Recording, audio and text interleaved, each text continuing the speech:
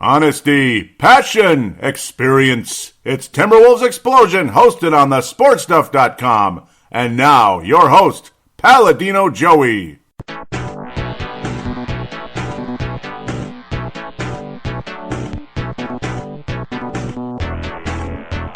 Hello again, Timberwolves fans. Are you ready for the explosion of Timberwolves basketball? I'm your host, Paladino Joey, or Joey Awajan. Timberwolves Explosion is available on Apple Podcasts, Google Podcasts, PodMN, Spotify, iHeartRadio, TuneIn Radio, Stitcher, Double Twist. Thank you always, each and every one of you, for downloading and listening to this show. It is a great pleasure for me to now introduce to you Season Preview 2020-2021. What did I say? I said 2020-2021. Just rolls right off your tongue. Kind of. That was weird. That didn't sound good, did it? But it's what it is. I can't change it yet till next year, 21-22. That rolls right off your tongue a little better. Yeah, well, Timberwolves season preview is here. We're going to look at the NBA and all that. It's fast and furious, isn't it? You go from absolutely nothing with the lockdown forever, which was depressing. You still got NBA champion, the one I kind of expected all along, the Los Angeles Lakers, the world champion. Los Angeles Lakers. The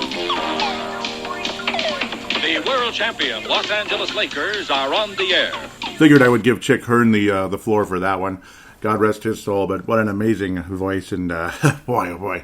Yeah, the Los Angeles Lakers. Nobody says it like him, and that's why I always say it like the way I do. Los Angeles. So hopefully the Minnesota Timberwolves will be the world champions someday, if we don't end up trading everybody or make a stupid, ridiculous move right before the season starts and mess everything up, which I think would be a disaster. Who am I talking about? I'm talking about James Harden. I'm not trading for James Harden, okay? They're talking about D'Angelo Russell minimum and Anthony Edwards. Why? Oh, well, you got Carl and James Harden. Let's go. Sell those tickets. Let's go. Let's sell those tickets and win 41 games and lose in the first round and watch James Harden leave via free agency in 2 years. Brilliant plan. Brilliant. Yeah, Karl Anthony Towns would probably be on his way to Los Angeles to help out Anthony Davis and LeBron James, or he would go to the Los Angeles Clippers, is probably more like it, or to the New Jersey Brooklyn Nets or something. He would leave probably, bottom line. Yeah, and that would be just brilliant. And we'd have Ricky Rubio, we'd have Malik Beasley. And Jarrett Culver, Josh Okogie maybe would stay unless they were included in the trade, and we'd be looking at the draft lottery again.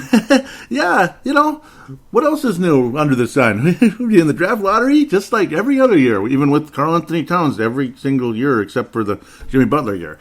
Well, Karl Anthony Towns, God bless him. Of course, he's the franchise player on the roster. At least we'd like to believe that.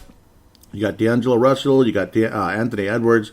Projected starting lineups include the likes of Ricky Rubio and D'Angelo Russell in the backcourt. How about D'Angelo Russell and and either Edwards or Okogie or Culver, that type of thing? Not Culver, Malik Beasley. I don't like the thought of Ricky Rubio starting a point guard and moving D'Angelo Russell to shooting guard. I don't think D'Angelo Russell came here to be our starting shooting guard. They may have had some success in Brooklyn with it, but I don't know. I didn't like the Terrell Brandon, Chauncey Billups idea either a whole lot. I loved having Chauncey Billups on the team. I just liked the idea more of Chauncey Billups being the starting point guard full time and just go from there. That would have been better. It's just Terrell was a little too expensive to be a backup, and I'm sure Rubio is as well. But welcome to the NBA, folks. I mean, backup players make $15 million a year nowadays. Just take a look at our guy we had last year with Mr. Johnson. So it just kind of is what it is. Loved the guy, James Johnson. Awesome guy, awesome player, and he ended up getting traded to get Ricky Rubio to OKC.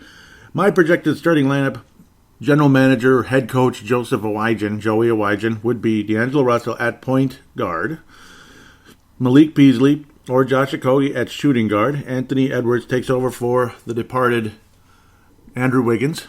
A little bit bulkier, a little more muscle, and hopefully he's going to be better. Both of them taken number one overall in the draft, but Edwards was actually our pick, not the Cleveland Cavaliers pick. Power forward, it's going to have to be Juancho Hernan, not Herman. I always try to go with Herman for some reason. It's Hernan Gomez. And the starting center will be Naz Reid. Okay, it's Karl Anthony Towns. Yes, there's other projections out there, fan-sided / dunking with wolves. I feel obligated to mention fan-sided because, well, I write for Gone Puck Wild. I'm a hockey writer, as well as the host of Brave the Wild, and of course a very proud host of Timberwolves Explosion for 12 years. I wouldn't mind writing for Dunking with Wolves. That would be kind of cool, actually. If it ever happens, I'll let you know. Dunking with Wolves is part of Fan-Sided. Their projected starting lineup also has Ricky Rubio at point guard, D'Angelo Russell at shooting guard, small forward Anthony Edwards, and power forward Jake Layman, or a free agent. So no Hernan Gomez. I don't blame you for that. I'm not super duper high on Hernan Gomez either.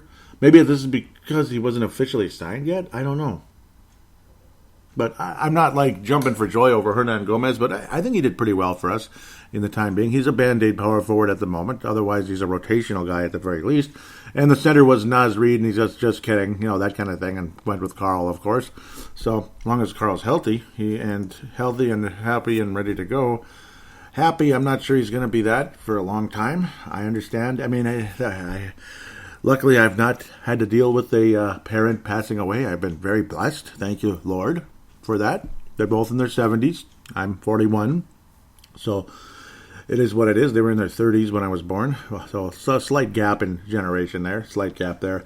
But it's, loss of a parent I can't even imagine. And then he's mentioning how 6 other friends / relatives also passed away since his mother died months ago. So, and of coronavirus, this and that. I have my opinions on coronavirus, and if it really is coronavirus 100% of the time, but that's just my opinion. I'll keep the politics and the news, views, and reviews to the Freedom of Thought podcast if you're interested. Beware, you might not agree with my politics. So you don't have to. You can, you don't have to. I might be a little bit right of center for you. That's just how I am, and that's the world we live in. You don't have to like it. I don't have to like anybody's politics either. That's the world we live in. I'm not going to insult anybody or talk down to anybody. That's not part of my style. And I'm not going to do that on this podcast either, that's for sure. Unless you try to tell me that getting James Harden is the best idea in the world and I'm a complete idiot, then maybe I might argue with you. Because, I don't know, is it that smart? I think Houston's asking for the moon a little bit. Now, when you talk about the Brooklyn Nets and James Harden, so as I jump off topic very briefly, I probably should keep this to the second segment where I preview the actual NBA. But when they're talking about Kyrie Irving or like they require Kyrie Irving or Mr. Kevin Durant, I mean, it's got to be Kyrie Irving, obviously, because I don't think Harden and Kyrie Irving could coexist. There is no way Kyrie Irving and James Harden could coexist. In Minnesota, I don't know about Harding. I called him Harding. I'm thinking about the former Wild goalie, Josh Harding. But, James, Edwards, I'm just going everywhere. There's been all these names that you could go on for days. And days and days and days. Russell Wilson, D'Angelo Russell, yeah. Look, at least there's only one Rubio other than Marco. And I'll take Ricky for the point guard, I guess. At this point, as a very solid backup that will get tons of minutes, 6 or 7 man. I just don't think adding James Harden to the Timberwolves is the best idea. I mean, selling tickets, that's great. Maybe it makes the team easier to sell because, of course, Glenn Taylor will probably remain the Timberwolves owner for the entire season. There's a strong possibility of that. Maybe during the season something pops up. Kevin Garnett is not looming at the moment, but maybe at some point. It's unfortunate because he's not going to put in a whole lot into the team, which is interesting, I guess. But when you're talking over $1 billion, 1.3 to 1.5 billion, Kevin Garnett does not have over $1 billion. So there's no way he could be a majority owner of a team. He would be like the CEO, so to speak, and maybe a part of the basketball operations as well. If he was the face of the franchise once again, but this time on the ownership / front office side. But nothing's looming there. There have been all kinds of rumors that have popped up and then went back down. I'm not sure. People are just not in a huge rush to buy the Timberwolves at the moment, and that's unfortunate. Obviously, the uncertainty with Karl Anthony Towns, this and that. He's not superly in a basketball mood, as he said very recently in a Zoom call. I don't know. It's a shame. It just is what it is. And I'm hearing more and more frustrations with Zoom, how they basically cut you off when maybe you can only ask one question. Bye. And that's kind of mean. They don't even give you a chance to ask a second question or anything, that type of thing. That's what Darren Doogie Wolfson ranted about a little bit on the Mackie and Judd show, or Jackie and Mud, but we'll go with Mackie and Judd. I like it better than K-Fan anyway, so just being honest with you there, as is my policy. No, it's an exciting roster. I think bringing in James Harden, yes, it's intriguing. Like, wow, James Harden's on the Timberwolves? That's kind of cool. But then it's like, yeah, but we lost, Edwards and Russell, who are much younger. Man, I mean much younger. Edwards is, 12 years younger than James Harden. And, it'll always be the what could have been with him. And D'Angelo Russell, kind of the same. D'Angelo Russell at point guard, I think, offers a more dynamic possibility in the pick and roll and all that than Ricky Rubio could do. Rubio is obviously a spectacular playmaker. He's limited at this, he's limited at that, limited shooter. He's not exactly the fleetest of foot, where I think Russell's a bit more explosive, that type of thing. Don't get offended by that now, because everybody likes to be offended by everything I say. Ricky Rubio's defense is better generally until until things went very wrong against Kobe Bryant for a minute there. That split second that cost him a lot of action with that ACL and MCL injury. That was heartbreaking back in his rookie year. But Ricky Rubio's defense, yeah, I mean he'll get some steals. He'll be a pest, which is good. This and that, which again I think he could be in multiple lineups. He'll start sometimes, and of course the fact that D'Angelo Russell and Ricky Rubio can both be injury prone at times, well, the other one can fill in for the other, that type of thing in those situations. So that's the good part. You still got Jared Culver, 6th overall pick in the draft just a year ago, and he's literally virtually buried. I don't know what to say about that. He's like the 3rd shooting guard, the 3rd small forward, the 19th point guard. Okay, I guess the 3rd point guard, or the 19th, depending on what you do with Jordan McLaughlin last year, or who we had last year anyway, from Pasadena, California, and University of Southern California. Classic football school, of course, more than basketball. Tough 5'11", 185 guy. There's a bit of an impasse in the contract negotiations, which should be very team friendly in favor of the Timberwolves versus Jordan McLaughlin at the moment, meaning it's probably not guaranteed hardly at all. So it's that kind of thing with Jordan McLaughlin right now. We'll see if he comes back. Might just mean more playing time with Jared Culver. Poor Jared Culver. He's only 21, and it kind of reeks of like trade bait, I guess. Or like a trade chip, so to speak, with him. Leandro Balmero is not going to be coming for a couple of years. He's kind of the new Rubio in a way. Not literally, obviously. He's not even from the same country. He's playing for the same team and everything. But yeah, it's an overseas thing where he's going to continue to develop. He's got potential. He certainly does. We'll wait that out. Tyler Cook was added recently to the roster. We'll see how things go. Rondé Hollis Jefferson, or RHJ, that sounds interesting. Defensive specialist at age 25 from Arizona years ago. And he's been a bit of a journeyman, but a very solid one defensively. He's had some good moments with the Nets and such. Seems like everybody's had good moments with the Jets.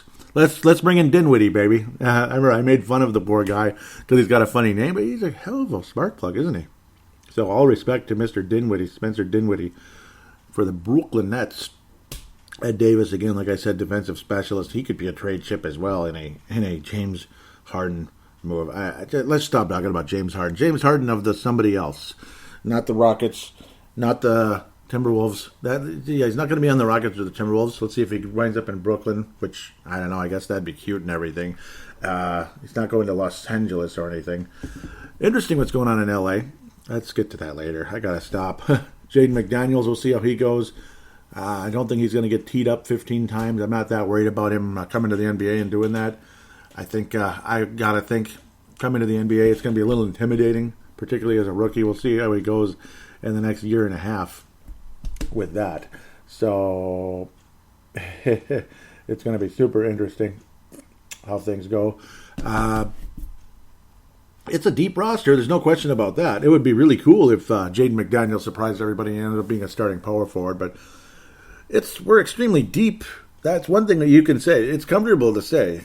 The Timberwolves are extremely deep at most positions. It's just, how good really are we, though? Obviously. With a roster this deep, you'd think this could be a playoff team. As long as Anthony Edwards pans out, lives up to the hype, so to speak. Josh Okogie takes a step forward. Jared Culver shocks the world, this and that. Wouldn't that be fun? Then you might be really something. Rubio stays healthy and keeps doing what he's doing. D'Angelo Russell stays healthy and keeps doing what he's been doing. Timberwolves have a shot. Malik Beasley, it's a deep roster. You cannot tell me this is not a deep roster, except at the power forward position. It's deep, but there's nobody that's really a starter. It's a bunch of rotation players. Pardon me, I'm choking to death here. Hernan Gomez is a rotation player. Jake Layman is a rotation player. Rondé Hollis-Jefferson is a rotation player. Jaden McDaniels, at this stage of his career, probably wouldn't see the light of day, unfortunately. He might actually wind up in Iowa for a short time, which is okay. It's not the end of the world, because Rondé Hollis-Jefferson's going to be here. Layman's going to be here, and Hernan Gomez are all going to be here. You can switch them around to small forward, of course. I mean, you can't just... it's going to be interchangeable. Naz Reid, he might... I don't know about Naz Reid. He doesn't really play like a big guy, does he? Just occasionally when he's inside, he'll play like a big guy. Other than that, he hangs out on the perimeter. Sound familiar? Carl? Come on, Carl.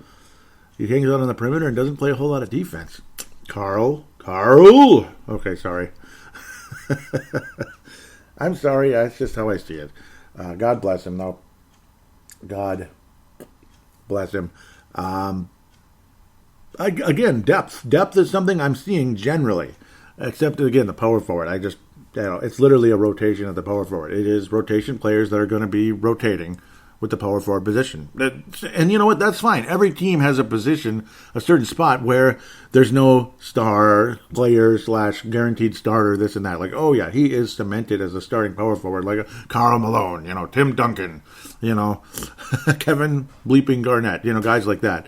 I think Kevin Garnett would play power forward if he was 25, 28 years old and he was playing for the Timberwolves right now. I think he'd be the power forward. That's possible, but yeah, maybe he'd have to win his job though, like everyone else. I'm going to treat everybody the same. Damn it.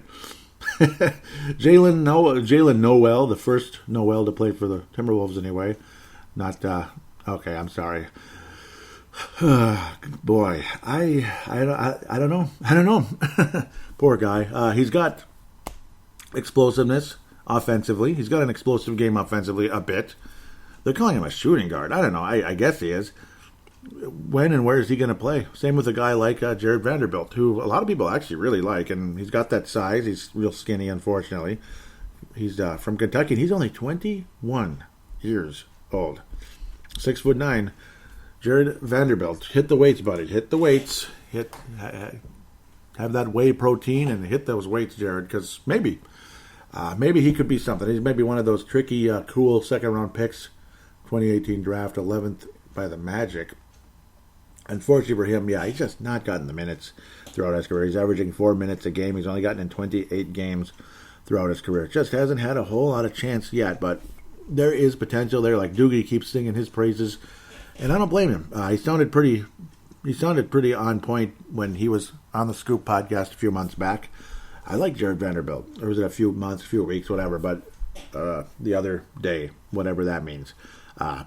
Previously on the Scoop podcast at some point in the dateless past, Jared Vanderbilt's got some he's got some potential, and that's the hope going forward with Mr. Jared, not Jarrett. Jarrett, it would be Culver. Jarrett and Jared. How many teams have that going on? Jared and Jarrett. Oh boy.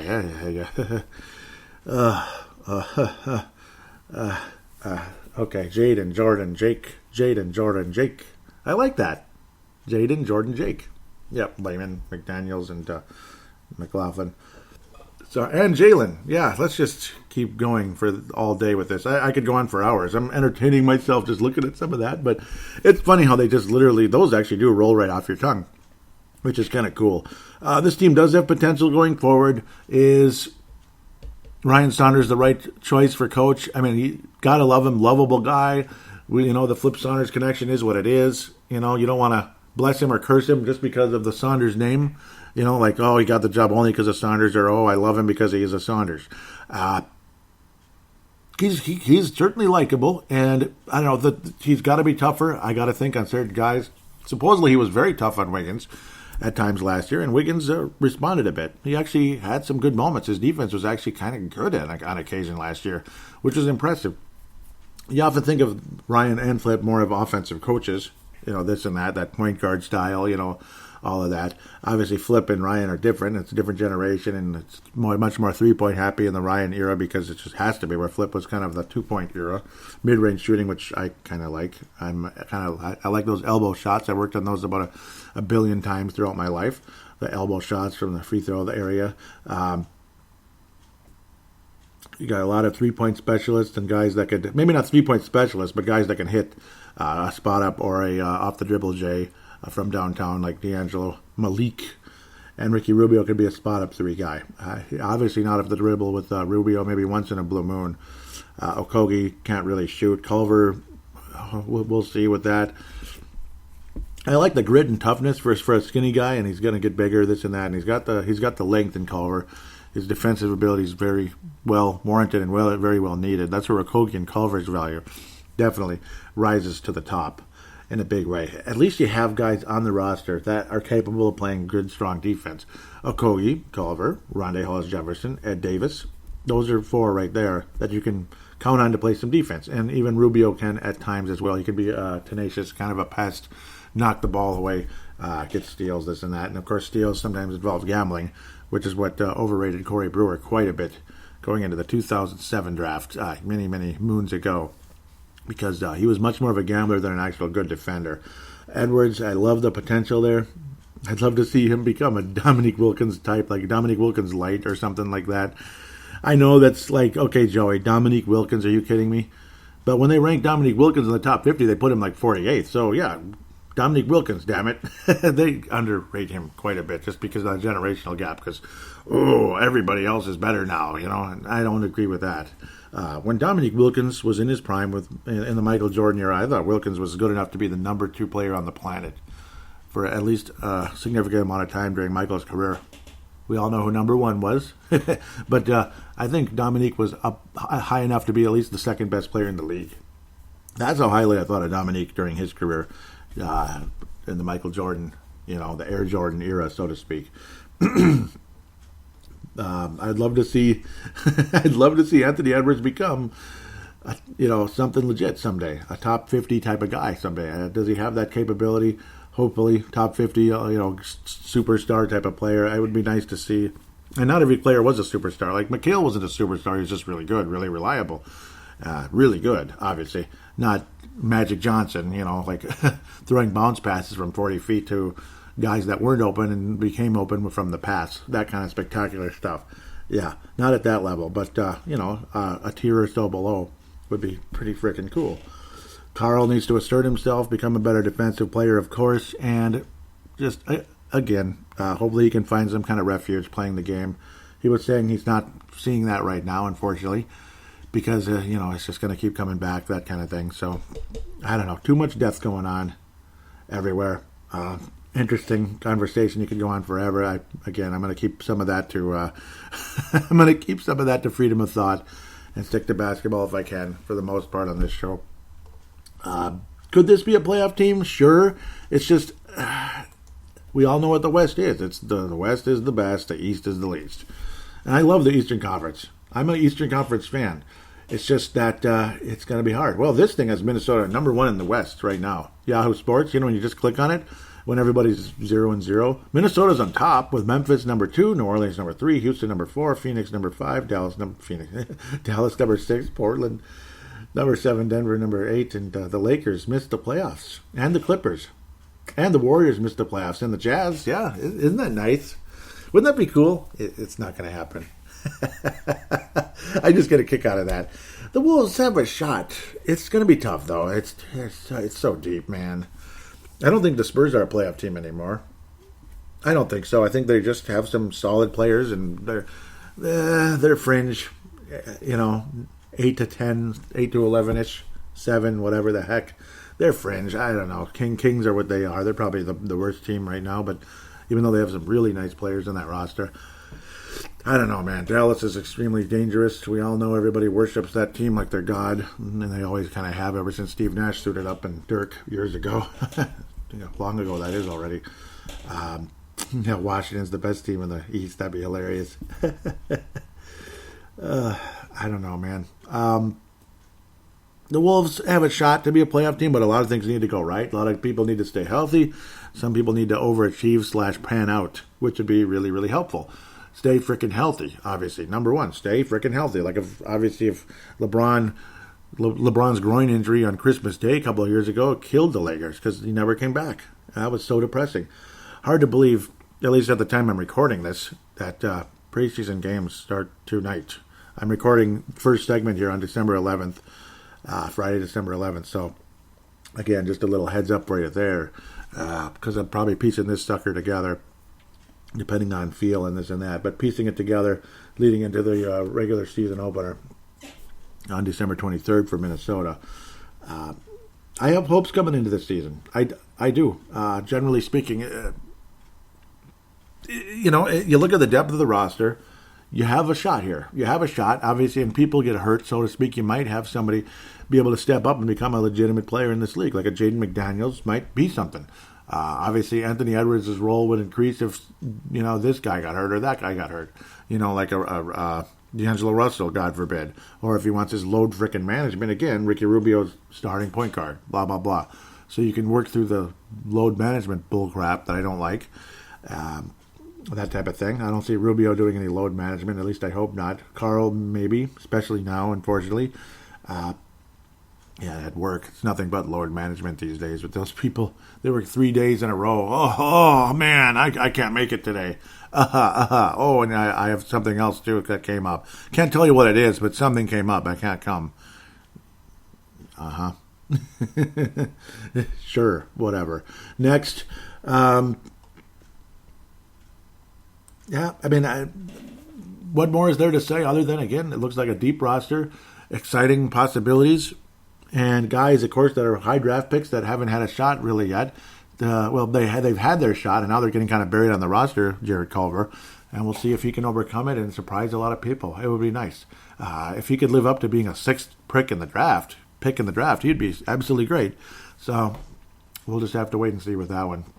With that, all I can say is the Timberwolves will be in the hunt. They'll be in the hunt for Red October. No, they'll be in the hunt for the postseason anyway.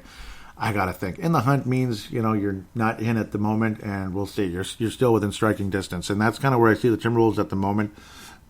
Who knows? But with a roster like this, anything could happen, honestly, other than a championship. I'm not sure about that. So with that, I will take a quick break and come back and look at the NBA season preview right after this. Well, the depth is good, but can we actually win games? We shall see.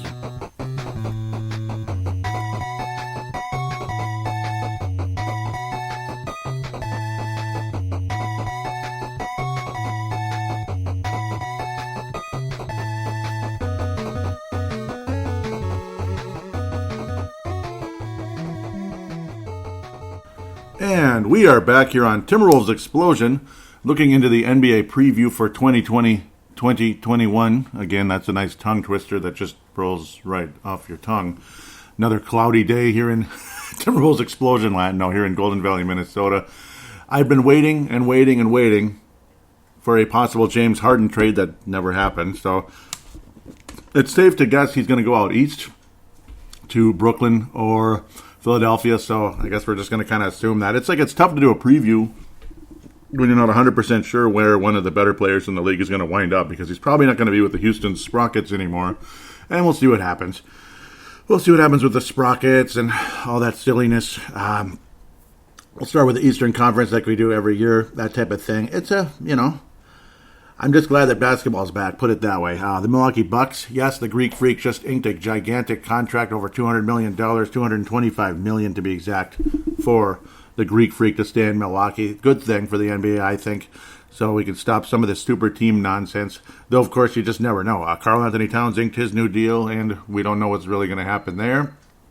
Of course, Greek Freak was drafted 2 years before Karl Anthony Towns, so that's another thing to consider. I know Anthony Davis had inked a new contract, and I still wound up demanding a trade later on and wound up with the Lakers, this and that. So we all don't know 100%, but it sounds like more of a Kevin Garnett type of thing, where he's going to be loyal to the city of Milwaukee and Wisconsin and all that good stuff. So I think that's a good thing. I'd rather see the Milwaukee Bucks good than, just the Lakers get another great player, the Golden State Warriors get another great player, blah, blah, blah. It gets kind of old, this and that. Of course, last year we finally got Lakers versus Heat, which people wanted forever in the Kobe and LeBron era, back in the day when LeBron was on the Heat, Kobe on the Lakers. Of course, actually, they even thought Lakers versus Cleveland Cavaliers for a while as well. And of course, that never came close to happening because LeBron was choking back in those days. His first stint with Cleveland, once he got to Miami, after choking the first year, things changed dramatically, as we all knew, when they were about to get eliminated by the Boston Celtics in Game 6 in Boston. LeBron finally woke up for real, and he became a different guy, basically, when it came to the postseason. So let's move forward. The Bleacher Report. We're going to go off the Bleacher Report as a quote-unquote cheat sheet, we'll say, for predictions, this and that. And it's good. It's good to have a nice, strong publication for their predictions on how teams are going to line up, and I'll kind of go as I am with my predictions, which might be pretty similar. Milwaukee Bucks, they have them number one in the Eastern Conference. I agree. They have them winning 53 games. Playoff probability 100%. That's pretty funny.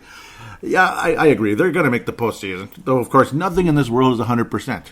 Did people expect Klay Thompson and Kevin Durant to have like 10 and snap on them? No.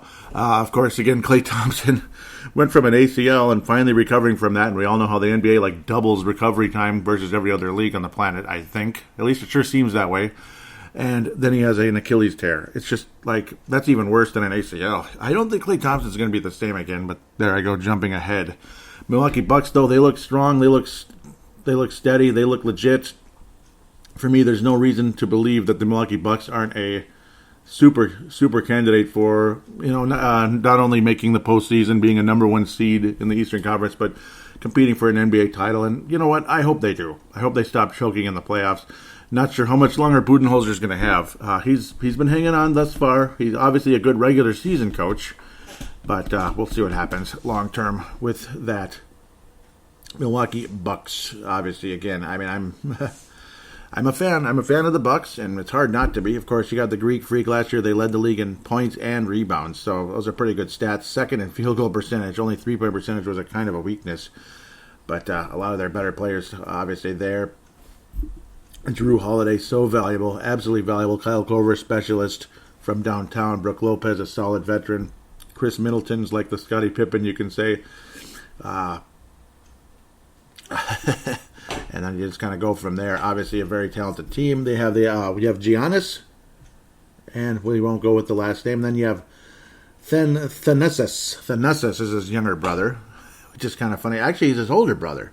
He's actually his older brother, which is kind of funny. But hasn't had a whole lot of going on in his career, and he's about 5 inches shorter at 6'6". DJ Augustine, he's been on like every team in the league, I think. He's now 33 years old. It seems like yesterday he was drafted. I don't even remember what team he was drafted for, because it's just he's been everywhere. Philadelphia, though, according to Bleacher Report, will be the number 2 seed. I agree with that as well. I'm going to stick with that one as well. I'm not going to just ride coattails, but it's like there's no reason to not agree with it at this stage. I don't think the Heat are going to be a number 2 seed, but they'll be in the mix. These win totals are kind of low, but I guess that's just kind of how they want to stand by it. You'd rather go low than go high, like, oh, this team's going to win 65 games, and coast to a championship.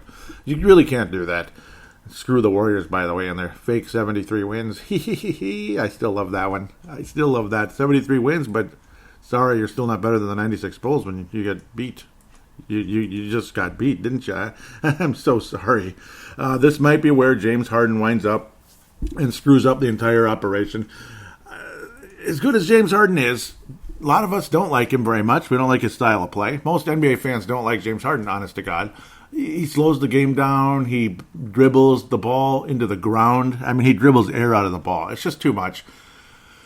I don't know. He's that guy in high school, middle school, whatever, that was out there that just never gave up the ball, always had to have the ball in his hands, always had to take the shot, always had to tell everybody else what to do, always thought he was the best.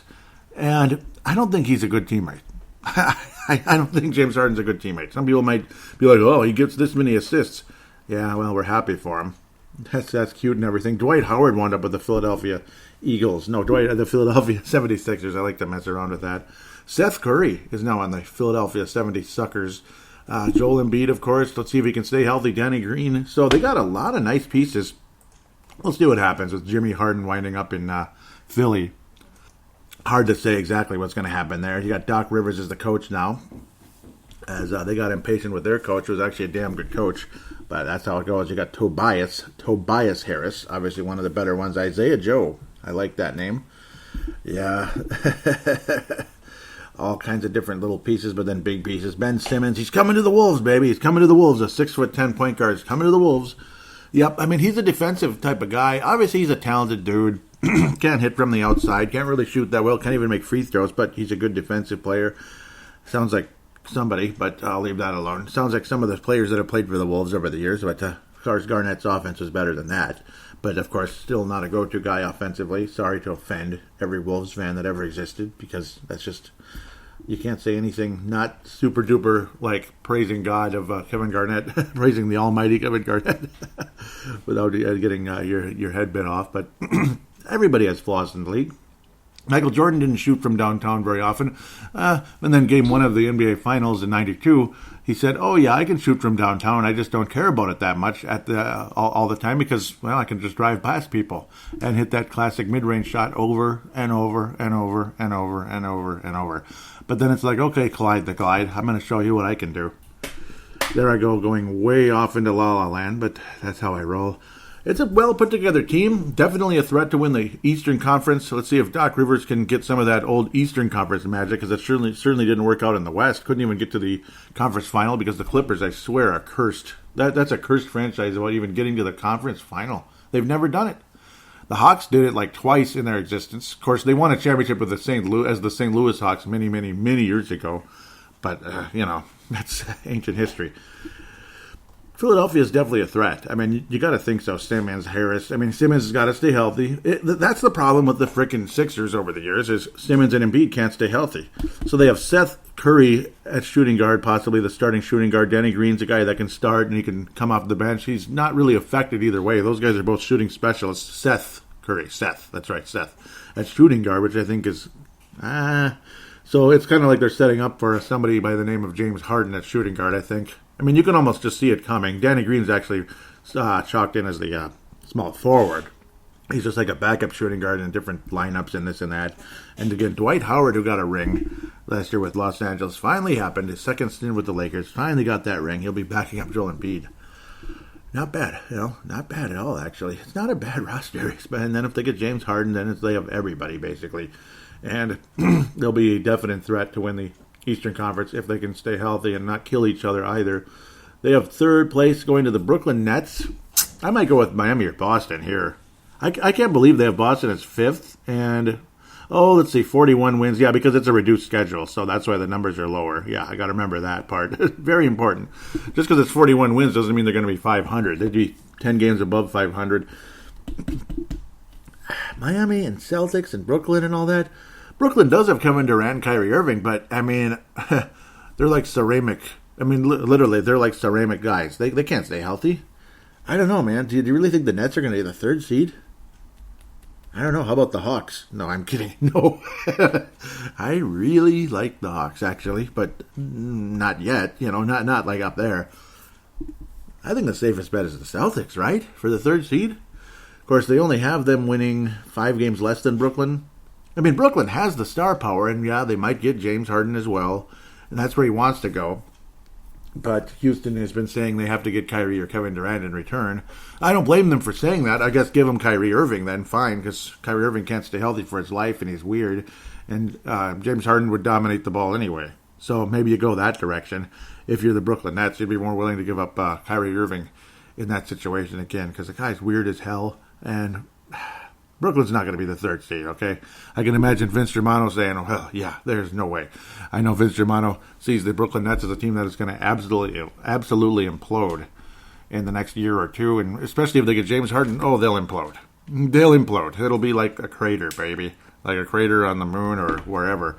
Celtics are the third seed in the semi-Eastern Conference. I like the East, but I guess they're the Eastern Conference because they don't win championships very often. They win them sometimes.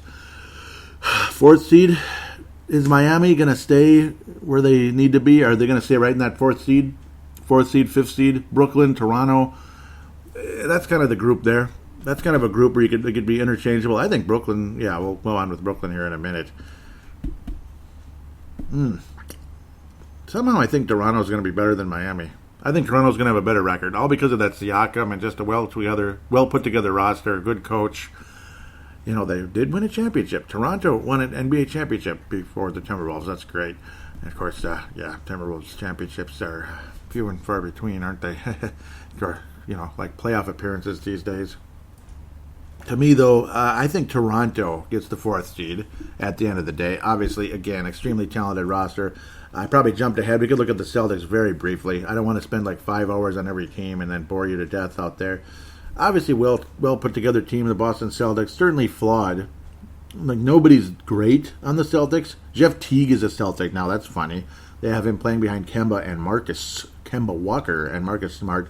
Love Kemba Walker. I loved what the Celtics were able to accomplish last year, but then they ran into a brick wall called the Heat. The Heat are more of a playoff team than a regular season team anyway. That's why I don't really have the Heat like having a spectacular record or anything. Taco Fall. I don't like that name. 7'5", pardon me. An absolute monster. Taco Fall. Jeff Teague is on the Celtics. Well, if he stays healthy, he can be a nice fill-in if guys get banged up, that kind of thing. Man, he made $19 million last year. Did you realize that? Now he's like a third-string point guard already. My God, things change fast. Marcus Smart, obviously talented, but I don't know if he's ever going to reach his original potential. I mean, he was looked on to be a pretty damn good player coming into the league. He is good, but he's not as good as people thought. And a lot of the young point guards in the last 4 or 5 years, to me, have not really reached their potential. I just don't see it, and it's a damn shame. Jason Tatum, obviously super great, only 22 years of age, out of Duke, and he's got a hell of a future in this league. Celtics will have the 3rd seed, but I don't know how much success they're going to have in the playoffs, though, when you have Brooklyn and, I just said Brooklyn, Philadelphia, and Milwaukee. I just don't see the Celtics getting past the 2nd round this time around. Celtics with 3rd, Toronto with 4th. 5th is going to be Miami for sure. Miami Heat, obviously. Again, Jimmy Butler. Hopefully he can stay healthy and keep things in order and not turn into an idiot, that type of thing. That's always a fear with Jimmy Butler.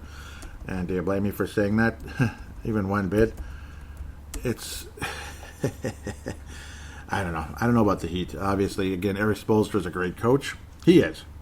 And I remember Marcus, the forecaster in the past, used to always kind of put him down like, yeah, he's nothing. He's a good coach. It's not a spectacular lineup, but it's a good lineup. It's a gritty lineup. And you got Tyler Hero, who can shoot from anywhere. Duncan Robinson, one of the cooler names ever, and he's a great shooter. A lot of good shooters that work together. Kelly Olynyk is what he is, kind of off in La La Land somewhere. Butler's,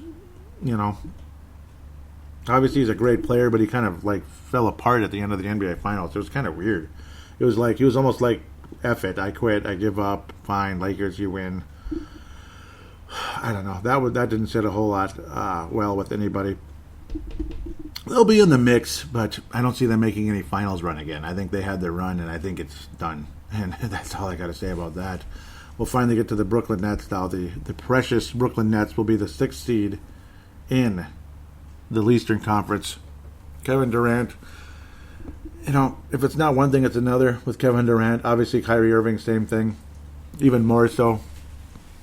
It's a team that's put together with bubble gum and duct tape or scotch tape or whatever tape you want. Maybe with Elmer's glue as well. I don't know. They have talented guys. There's no question about that. Obviously, Chris LeVert's a guy everybody loves, but even he got injured. Spencer Dinwiddie's a nice spark plug. I'd rather almost have him than Kyrie Irving, for the money. The money balance and this and that, but I suppose everybody's overpaid in the NBA. Jared Allen, super valuable. Kevin Durant, well, stay healthy. Man, 13 years and 32 years of age already. Man, Jeff Green's back with Kevin Durant again. That's kind of cool. I like that. I like that kind of stuff. Nicholas Claxton, not Speedy Claxton. Nicholas Claxton, and he's a completely different guy. 7 foot almost there. Jared Allen, same thing, 6'11". I don't know what to say about some of these guys, honestly. Taurean Prince, he's a valuable piece. Rotation type of guy. DeAndre Jordan's on the Brooklyn Nets. Obviously a valuable piece there. Him and Jared Allen will be kind of manning the center position 90% of the time, I'm sure. They have Kevin Durant listed as a power forward, but he doesn't play power forward, does he? I guess he does. He does and he doesn't. I guess in today's NBA, whatever. He doesn't really play a power forward game all the time, but I guess he kind of does. So maybe I should just shut my mouth. To me, the Clippers are going to wind up as the 6th seed in the Eastern Conference. They'll make the playoffs. They'll be a piece. They'll be a threat for a moment here and there. They'll win some games, but they're not going to win enough. I just don't see Brooklyn as a threat. Maybe they are. Maybe I'm crazy. I don't know what to say about it, honestly. I'm not real confident in the Brooklyn Nets. There are nice players on this team that are probably kind of like rolling their eyes at the situation. Like LeVert, Dinwiddie, guys like that have earned their stripes. Young guys that have earned their stripes to be, leaders on a team. And, well, guess what? You're not. You get to be pushed way off to the side with these megastars that are going to come in and, dictate everything. So that's another thing about the NBA that I don't like a whole lot.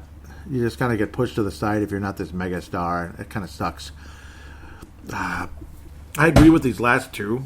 I do. I agree with the last two, especially with the Magic. I don't think they're going to make the playoffs without Jonathan Isaac, because there's no way he's going to play. After he had the ACL back in August, he's just not going to play, and it's freaking sad because I love Jonathan Isaac. Pacers and Hawks. I think those are going to be the guys rounding out the Eastern Conference. 7th for the Pacers, Hawks for the 8th seed. I love the Hawks, and I like the Pacers. The Hawks are oozing potential in the next year or two. Let's look at the Pacers first. They're more of a steady, solid lineup. Obviously, Domantas Sabonis continues to get better. You got Brogdon, Aaron Holiday at the point guard position. Oladipo, if he can stay healthy. Jeremy Lamb, who was always a guy that had a ton of potential. I'm not sure if he ever really lived up to it. I don't really see that. Doug McDermott is a piece. Obviously, a guy who can get the job done, be a bit of a stretch for Oladipo. Oladipo's still got star potential. Obviously, he's 28 already. Wow, time flies. But, still can be a star at times. Miles Turner's super valuable. It's a nice mix of players. To me, they're a legitimate playoff team, again, if they can stay healthy. As you never know, maybe somebody crazy like Orlando might emerge, because they do have other players on that team that are very talented. We'll talk about them for a couple seconds later on, but I do think the Pacers squeak in with the 7th seed and maybe make a little bit of damage here and there, but probably not enough. They're not going to be able to beat the top two teams in the Eastern Conference. I just don't see that happening. The Hawks, they're going to be a fun team for many years, I think. You got so many pieces. It was fun watching them roll through that draft. And I like Okongwu as well. Okongwu is now part of the mix. He's going to be a really solid defensive player. Clint Capella. Oh, I think everybody knows how much I love Clint Capella. He's now the center of the Hawks.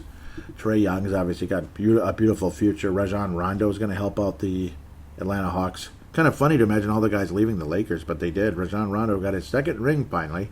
Got his first one way back in 2008. And now here he is, much older. Finally got one in 2020. It's pretty crazy to imagine the gap there, 12-year gap. Cam Reddish is a guy I just love. That's another reason. Chris Dunn's going to be the 3rd-string point guard for the Hawks. So there's some good point guards, obviously, behind Trae Young. Chris Dunn's not bad as a backup or even 3rd stringer behind Rajon Rondo. And, of course, Trae Young's the star. John Collins, you got Danilo Gallinari who can hit from the outside. Collins is so valuable. Clint Capella is so valuable. Okongwu in the mix. DeAndre Hunter. Cam Reddish. And then you got Bogdanovich, baby. That's the real star right there, Bogdanovich. Yeah, well, no, it's a really beautiful roster. If they can get things together, work together, and, all work towards that common goal, this would be a very valuable team, or a very solid team for many years. Tony Snell, yeah, he's okay sometimes. Very valuable team. A very exciting team in the Eastern Conference for many, many years to come. And I freaking hope so. Really like the pick of Okongwu as well, because Wolves could use a defensive player like that, and the Hawks can as well. And it helps with Clint Capella in the mix. I absolutely love Clint Capella, and I think he's got many years to come. Hopefully he can stay healthy and be that guy for the Atlanta Hawks. It was crazy when Houston just kind of let him go for a whole lot of nothing, but oh well, sucks to be them. Sucks to be the Houston Sprockets at the end of the day. I'll try to bounce around. Orlando Magic again. No Jonathan Isaac. It's a crying shame. They have them as the 9th seed. That sounds about right. Pistons, Bulls, Cleveland, Charlotte Hornets. Yeah, none of them are going to make it. Washington Wizards. They have Russell Westbrook. I don't know, man. Of course, John Wall going to the Houston Rockets. Another guy who can't stay healthy for his life. Westbrook generally stays healthy, but I don't know. He's a gunner. He's kind of a cancer. He's a ball hog. He's, again, another guy like Russell Westbrook. How the heck those guys ever could play together, I have no idea. Again, like the type of guy in high school on your on your actual team or your intramural team or whatever that just won't give up the ball. Like, he thinks he's God Almighty out there. Won't give up the frickin' ball. And nobody wants to play with a clown like that. No, regardless if he's a good player, he's maybe the best player on the team, give up the bleeping ball once in a while. I mean, you don't need to take like 75 shots and then, oh, you get one shot. You missed. F you. You're never getting the ball again. You know what, man? Guys like that, you just want to trip them when they're running down the court, buddy. Boy, I mean, let me tell you. Detroit Pistons, I don't know what to make of them. I don't know. It's one of those franchises that used to have some promise, and of course they haven't for a while. Cleveland's going to be stuck where they are forever. It feels like Charlotte Hornets. The Bleacher Report has them 14th, good for last place in the Eastern Conference. I'm not sure they're that bad. They're not great, but they're not that bad at the end of the day. I don't know what to make of all of these teams. They're going to have their moments. They're going to not have their moments. I just don't see the Magic as a playoff team again. It sucks about Isaac. I really like that guy. Damn. They still have Vucevic, who's spectacular. Aaron Gordon, everybody loves him. Markelle Fultz, just another guy who hasn't earned his stripes in the league, and it's a shame. Hopefully he can at some point.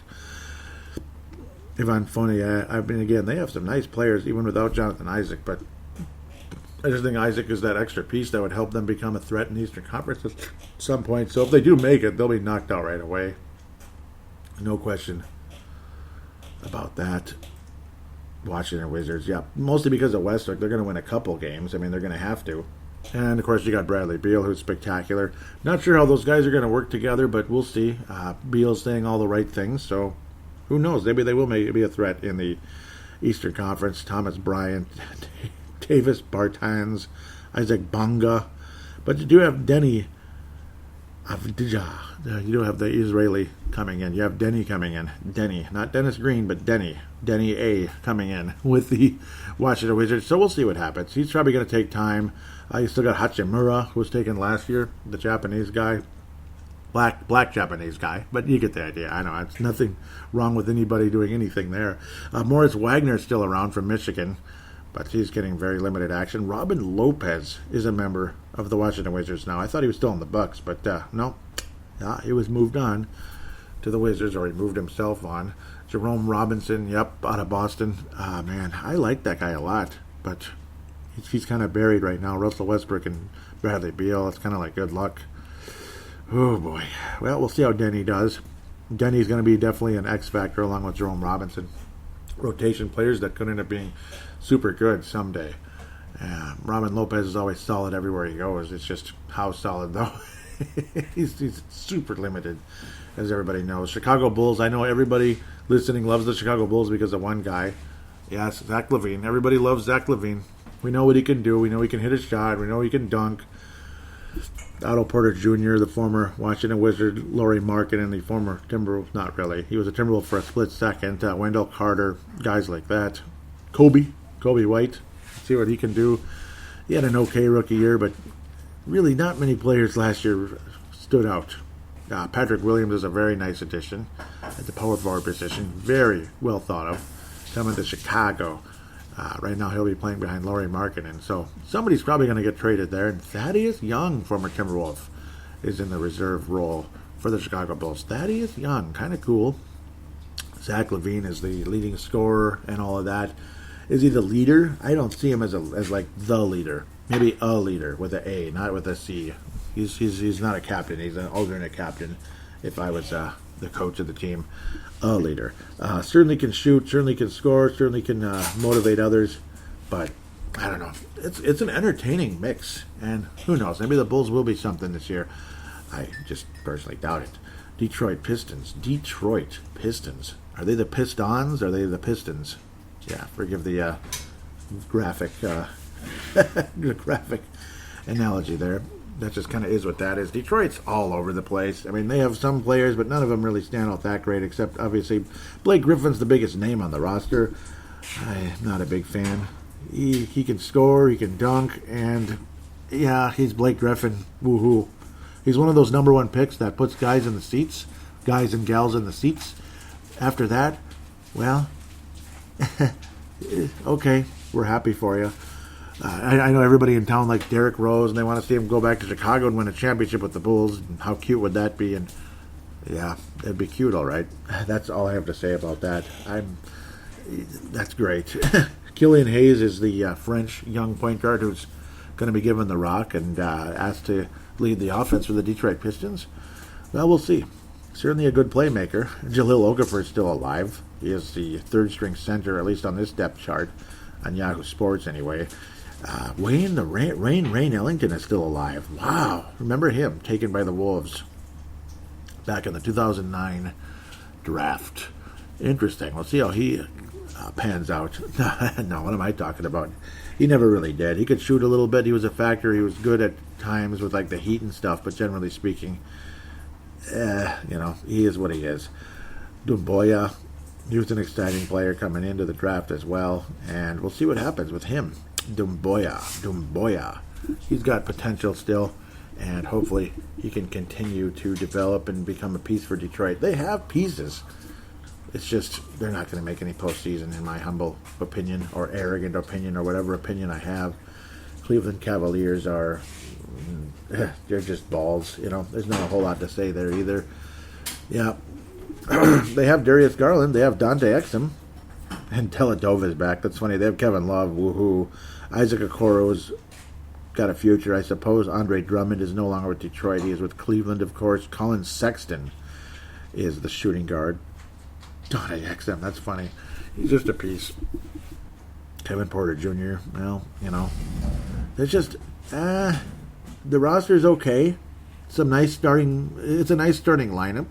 Okoro, Sexton, Drummond, Love, Darius Garland. It's a nice starting lineup, but after that, I just don't see Cleveland doing a whole lot, so I kind of agree with the prediction. I don't know about 13th, but yeah, they're not going to have a whole lot of hope. They say 0% chance of making the postseason, where Detroit has a 5% chance, Chicago 15% chance, and the Charlotte Hornets with a 0% chance.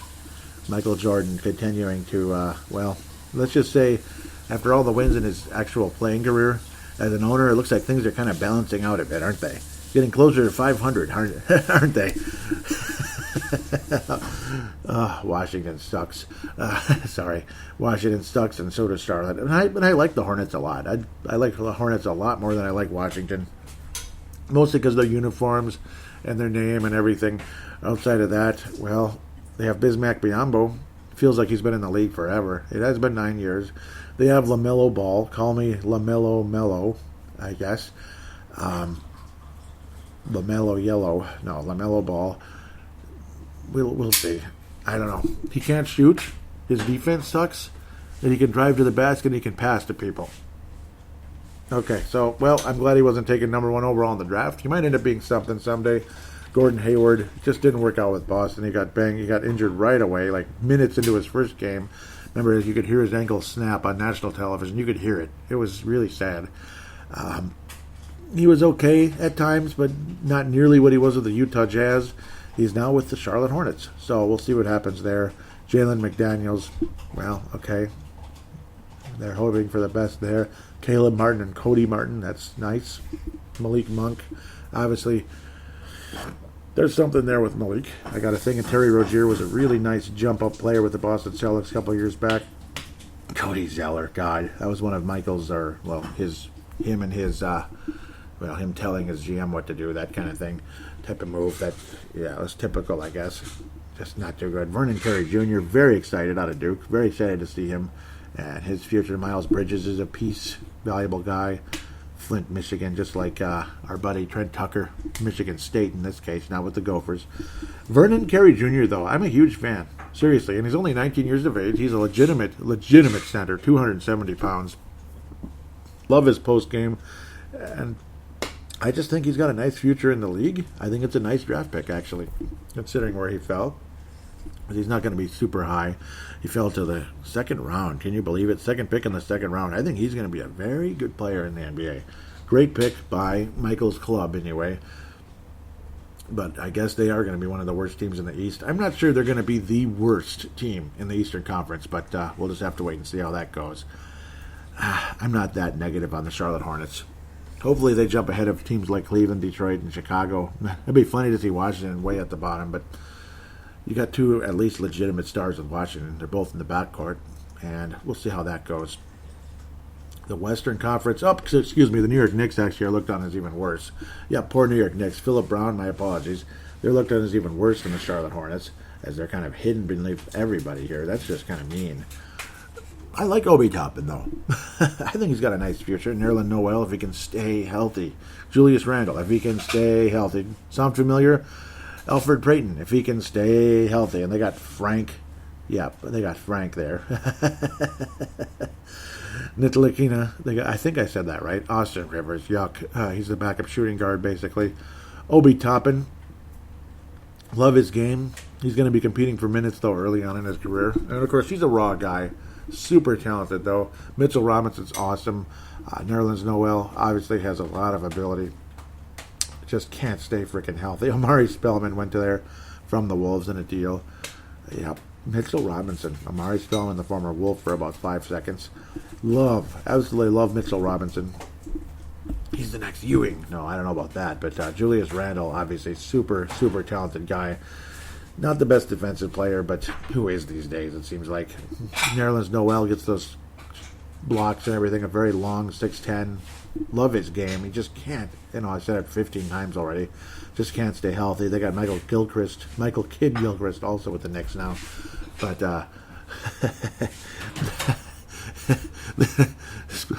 what do they call it, right? I'm just laughing at the whole situation. Bleacher Report has them winning only 13 games, losing 59 in the limited schedule this year. Oh, they do not like the New York Knicks. And they do not like the New York Knicks in the Eastern Conference. And a certain blue team in the Western Conference, they don't like us either, do they? They don't like us at all. You can kind of guess where they're putting us, which is kind of mean. They have the Denver Nuggets with the best record in the West. Doesn't mean they're going to win the West, though. Just like Milwaukee's had the best record in the East. Doesn't mean they're going to win the East. Denver Nuggets, the best record in the West. Interesting.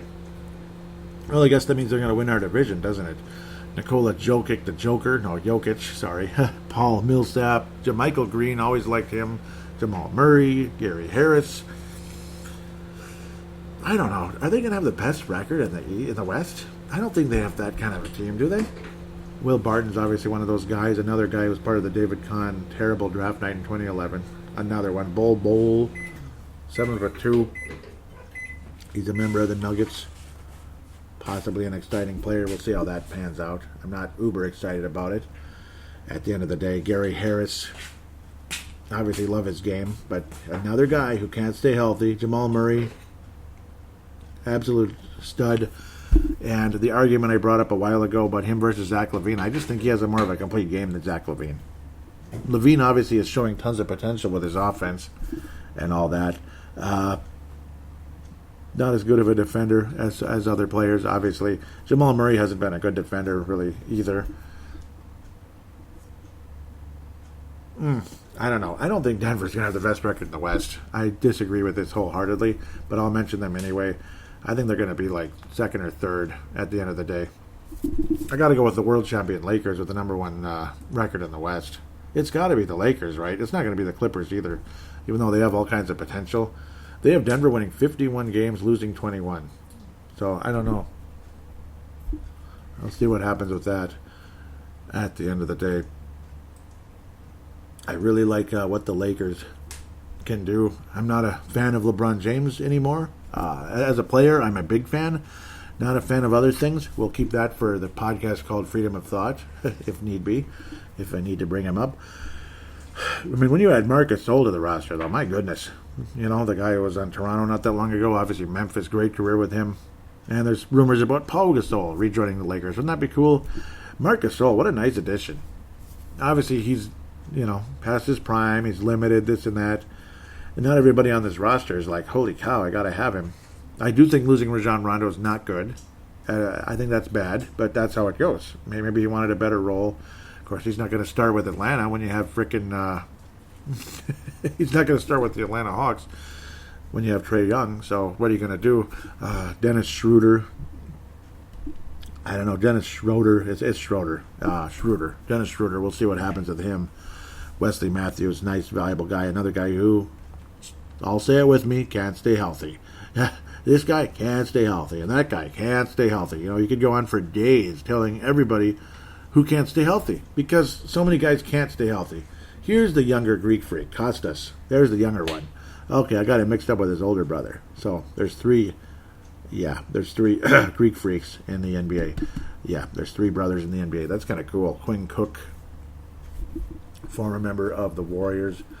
Anthony Davis, obviously superstar. Say whatever you want about him. Jared Dudley, one of the greatest rotation veteran guys in the NBA. Happy for him being on the Lakers. Marc Gasol looking for a second ring. How about that? Could join his brother with 2 rings. He's going to be good.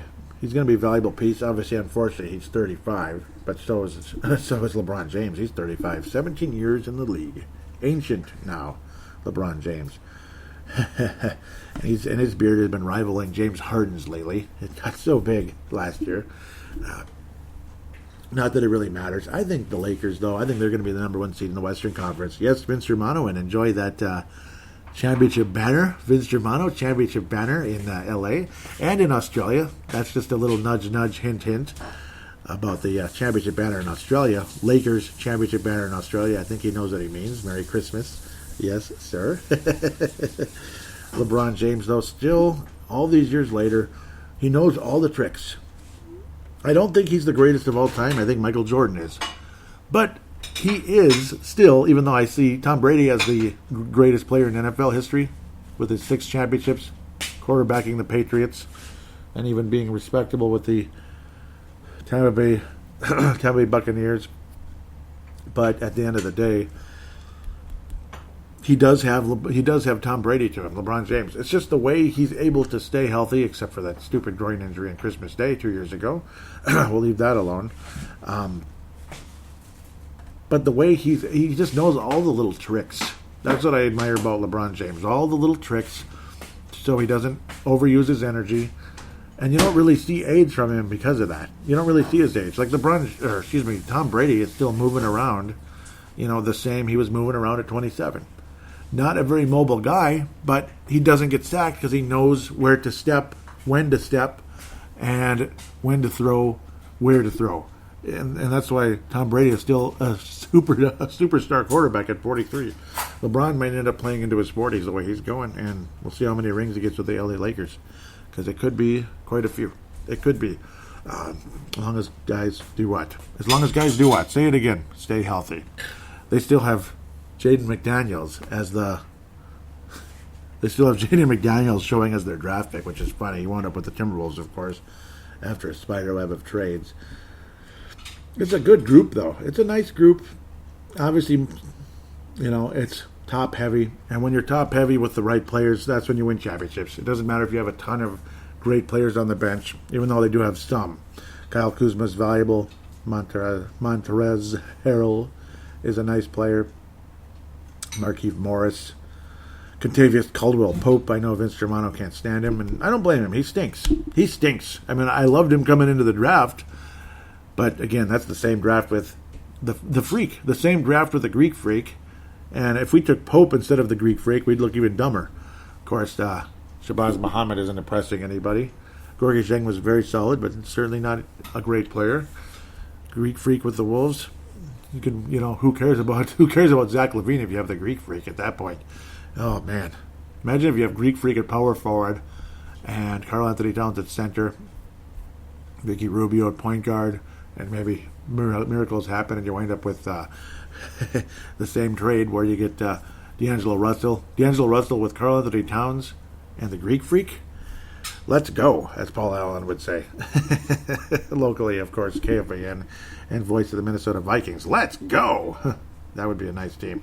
Lakers picking up where they left off, winning 3 preseason games. That's quaint and everything, but I'm sure they're not too concerned about that. I think the Los Angeles Clippers will be the number 2 seed, and Denver will be 3rd. So we're going to stay in L.A. back-to-back. Clippers will have the number 2 seed in the Western Conference. Even though I hate the Western Conference, they are the Western Conference. I hate the Western Conference because they're the teams that beat us up. Clippers are 0-3. They're starting off great, but who cares? It's just preseason. They were able to keep Paul George. They got Kawhi Leonard. And now they have Tyronn Lue as the head coach. Think about what you want with him. He did win a championship with Cleveland. Yes, LeBron James was the star player with Cleveland, and he literally led that team to a championship. But he's a good coach. I think Tyronn Lue's a good coach. Not a great coach. He's a good coach. Patrick Beverley's still there. Reggie Jackson, as as Wayne Hunt would say for the Courtside Podcast. Marcus Morris, who's had some great moments. Nicholas Batum finally left Charlotte and is now a member of the Clippers. We're happy for him. He was with Charlotte for a while, obviously Portland forever. Boy, Luke Kennard has had his moments. Paul George, yep, Lou Williams, the Super Six man. Serge Ibaka would be starting at center. Huh. That's the modern NBA for you. And they don't really care about size, do they? Of course, he is 7 foot. It's just he's not a big dude. He is 7 foot, to be fair. And I like Serge Ibaka a lot.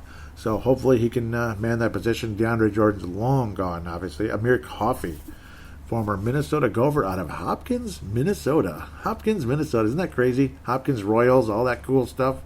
Yeah, isn't that cool? Amir Coffey, again, very skilled guy, too damn skinny. Hopefully he's getting bigger. He looked kind of good, though, in the preseason so far. He looked all right at times. Daniel Oturu, absolutely love Daniel Oturu, originally from Brooklyn, New York. Awesome career with the Golden Gophers. He's your future starting center, I think, for the Los Angeles Clippers. Ibaka's center for now, but Daniel Oturu, man, love this guy, Daniel Oturu. Hopefully it works out nicely for him. I was excited for him when he went to the Clippers, and they need a center because DeAndre Jordan is no more. Really well put together team. They should at least be the number 2 seed in the Western Conference. Pardon me. Reggie Jackson, he's been around forever, hasn't he? He's okay. He'll put up numbers here and there, but a lot of times he's just inconsistent and kind of crazy. But absolutely love this Clipper roster. I do. They could win the championship. They can. I don't know what the deal was with Doc Rivers. It just feels like the franchise has been cursed forever when it comes to getting to the Western Conference Final, which shouldn't be that big of an ask at the end of the day. It just shouldn't.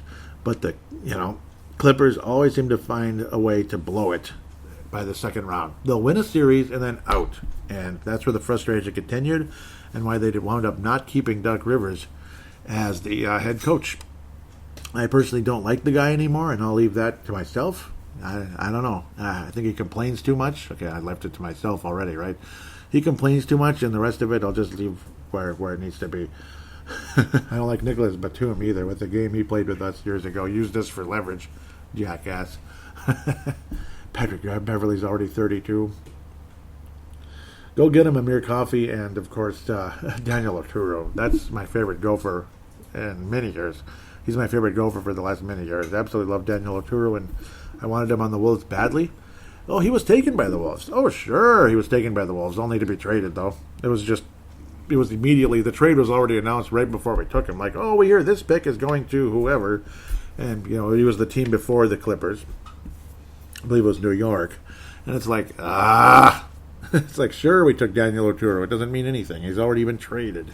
So, stupid. That drove me nuts. I think he's going to be really good. I really do. I think he's better than any type of second-round pick or any nonsense like that. I think he's going to have a nice NBA career, and Clippers fans will be very happy to have him. Already talked about Denver, so you got LA number 1, LA Lakers, LA Clippers number 2, Denver Bronco Nuggets number 3. So it's still the first 3 teams. They have Portland going 4th, huh? Portland, huh? I think I might go with Utah. I don't know. Portland obviously is a dangerous team at times. They can wreak some havoc. They have them 20 games above 500 though. I don't know about that. I don't know about Portland. 20 games above 500. I'm not so sure about all that. They have nice players. They have Nurkic, Derek Jones, I don't know. CJ McCollum and Lillard are obviously great. Robert Covington, Carmelo Anthony, Cantor, Robin Hood, who can't stay frickin' healthy like everybody else in the league. You so much as stub your toe, you're out for 5 months in the NBA, which is what I don't like about the NBA. I think Utah's 4th. I don't know. I like Utah. Doesn't mean they're going to do a whole lot, but they're dangerous. They can shoot. They're always like, I don't know how to explain it. They're just gritty. They're tough. I love what they do out there. Bogdanovich, yep. Boran Bogdanovich. Joe Ingles, who can shoot really well sometimes. Mike Conley's still super valuable. Hey, he won the horse game on Easter, remember? Remember that snowy Easter here in the Twin Cities? He won the horse game. He won. Donovan Mitchell, well, we don't have to worry about COVID-19 with him, I hope. Mike Conley, is he hurt again? God. Stop getting hurt, man. Please, stop getting hurt. That would make a big difference. I guess they're going to be the 17th seed, because everybody's hurt. That's just the way of the league. Rudy Gobert, one of the most frustrating shot blockers in the league in terms of playing against him. He's a pain in the ass to play against, and everybody knows that. Donovan Mitchell, love his game in so many ways. Offensive juggernaut type of guy. Yeah, I'm going to stick with the 4th seed with Utah Jazz. They don't have Rubio anymore, but, well, they have Mike Conley if he can stay healthy. We'll see what happens with that. Man, he was taking 2 years before Rubio. He's already in his 30s, isn't he? Yep, he's well into his 30s. 33 already. Age, ladies and gentlemen. That's the one thing. That's what could actually hurt Utah a little bit. Mike Conley's 33 already. Man, am I old, right? Donovan Mitchell, though. Jordan Clarkson's a nice spark plug type of guy. Rudy Gobert. It's not a great team, but the production and the good coaching there is a factor. Houston is what they are. They're imploding in on themselves. We'll go with Portland with Dallas. Dallas, I think, is going to be the 5th seed. They have them all the way down at 7. Dallas is going to be the 5th seed for me. Dallas Mavericks. They obviously have a nice roster. Of course, the Wolves made a nice, beautiful comeback against them and won last night. How cool is that? Nice to see, Anthony Edwards shot really well in the first quarter. He had 11 points. He made his first 3 threes of the game. And he wound up not shooting so well the rest of the game, but I guess that's how that goes. Porzingis, again, if he can do what? Stay healthy would be really nice for the Dallas Mavericks. Luka Doncic, everybody thinks he's the next Magic Johnson or something. Obviously, he's great, but I'm not ready to put him in the Magic Johnson category or anything. Josh Richardson, love him out of Philadelphia. Miami Heat originally, Philadelphia, this and that. Love Josh Richardson. It's a pretty nice put-together team, of course. At power forward, Kleiber and shooting guard Tim Hardaway Jr., okay, that might be why teams might not, or, experts out there might not be willing to put this team up too high. Courtney Lee, wow, 35 now, still around. Wow, that guy's old. But the 3 players there, though, of Doncic, Porzingis, Richardson, it's a pretty good group of guys right there. That could be something in this league at some point. I'm not so sure. I don't know. Maybe I shouldn't make them as a 5th seed. Nah, I mean, I don't like Portland either, though. So, I will say Dallas is 5th because of the star power.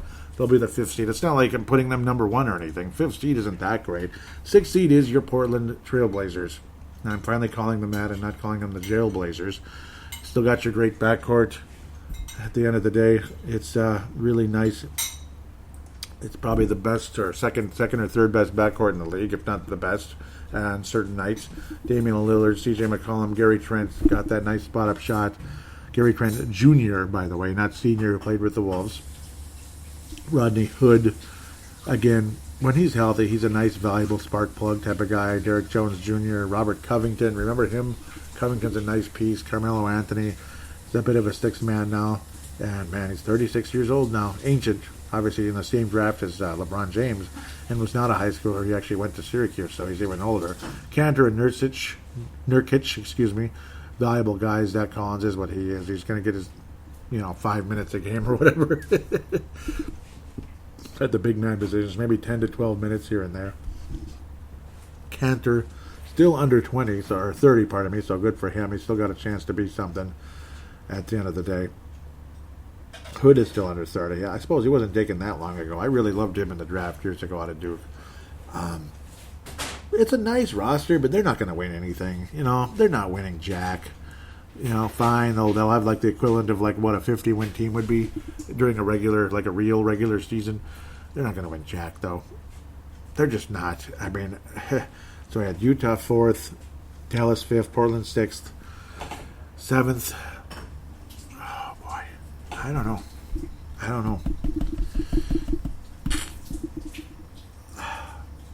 I'm not so sure. I mean, is Houston still a playoff team? You know, John Wall, whatever. I don't like the vibe with Houston right now, but maybe it will be better. You still got Eric Gordon. Of course, Harden is still there, so maybe he'll just stay with John Wall. Maybe he never does get traded. P.J. Tucker, Christian Wood at center, DeMarcus Cousins. Yeah, DeMarcus Cousins. That's funny if he can stay healthy. Damari Carroll. Yeah, he's ancient now, man. Boy, time flies. I don't know. I'm assuming Harden's not going to be there, and if he is, he's just going to be a jackass. It's not going to work out. Memphis Grizzlies. I don't know. I'm having a tough time with this one. This is not one of those where you just run in and say this team's making the playoffs. Okay.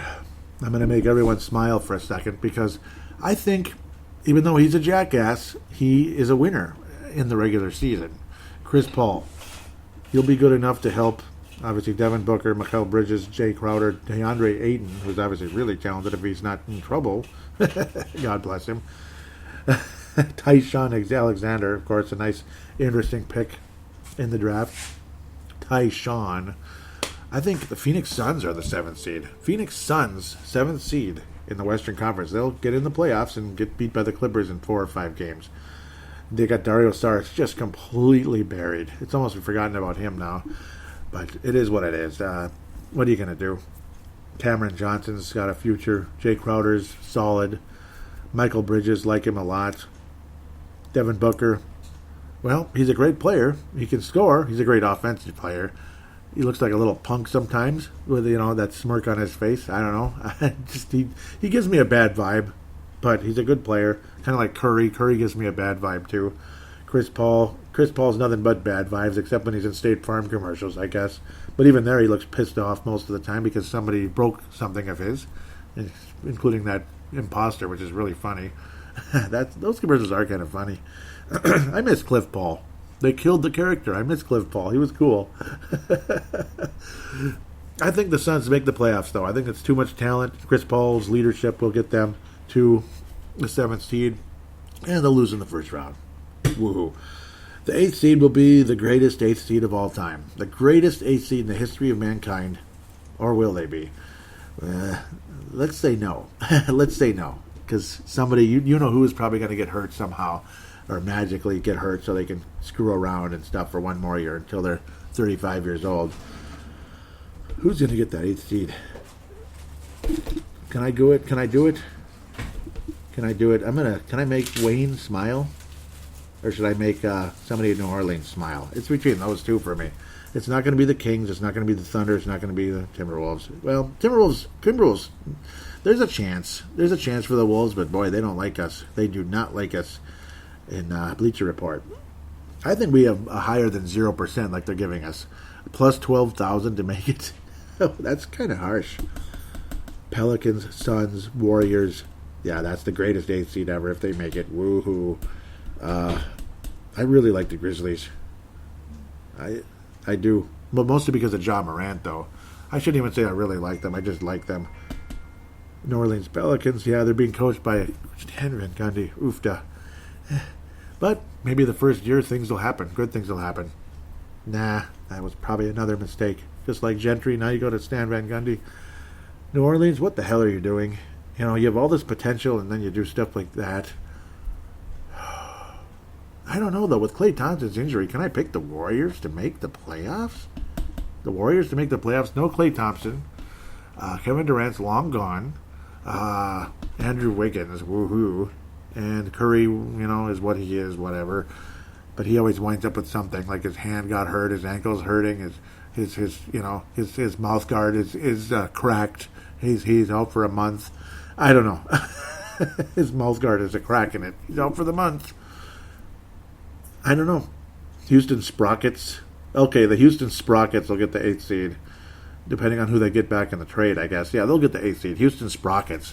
I just left them hanging there. Yeah, frick you, Houston. You're going to make the playoffs, okay? Frick you, Houston. That's a new one. Yes, Houston makes the playoffs. Woo-hoo, and they get swept by the Lakers in the first round. But we'll see. John Wall, if he stays healthy, yeah, we said that for the 15,000th time about people staying healthy. Gordon, that used to be the case too. Valuable guy, shooting and all that. We all know about him. Gerald Green. My God, Gerald Green's 34. He's been in the league 15 years. Oh my God, I must be like 90 years old or something. I don't understand.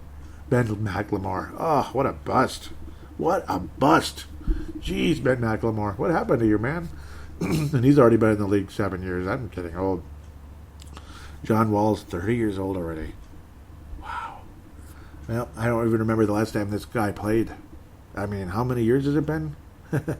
When's the last time he played? Sometime in 2019, right? 32 games. 32 games in 2018, 2019. I guess it depends on who they get back in the trade. Oh boy, the bottom seed of the West is bad. The Wolves could have a shot, if guys actually show up and play. The preseason looks real crappy. I think it's going to be just another year of getting better, basically, for the Wolves. And then next year they may have a legitimate shot of not only making the playoffs, but being like a 4th or 5th seed. I'm actually that optimistic about the Wolves next year. This Rockets roster sucks.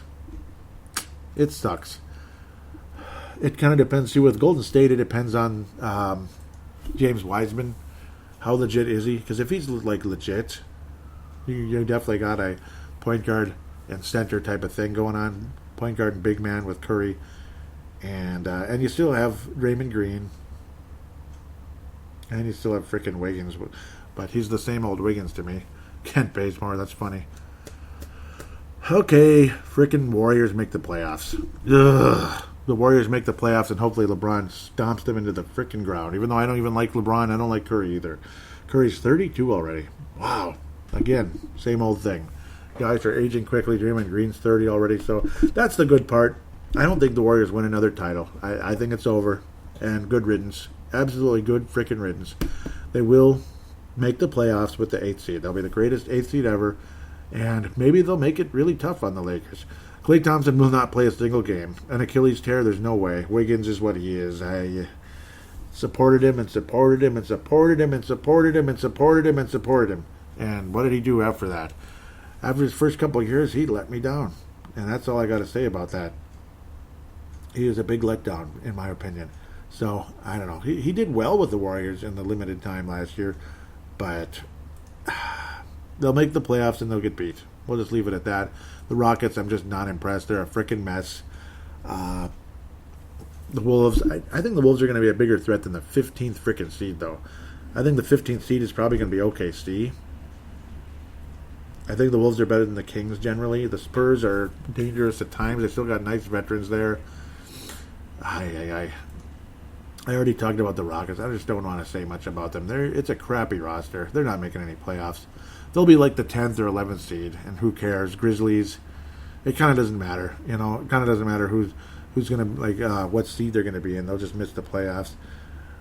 I like the Grizzlies, though. The Grizzlies I actually do like, but I don't know. There's just not enough there. That's the problem. They're solid players, but there's not enough. Jaren Jackson's all right. Dylan Brooks, solid, very good.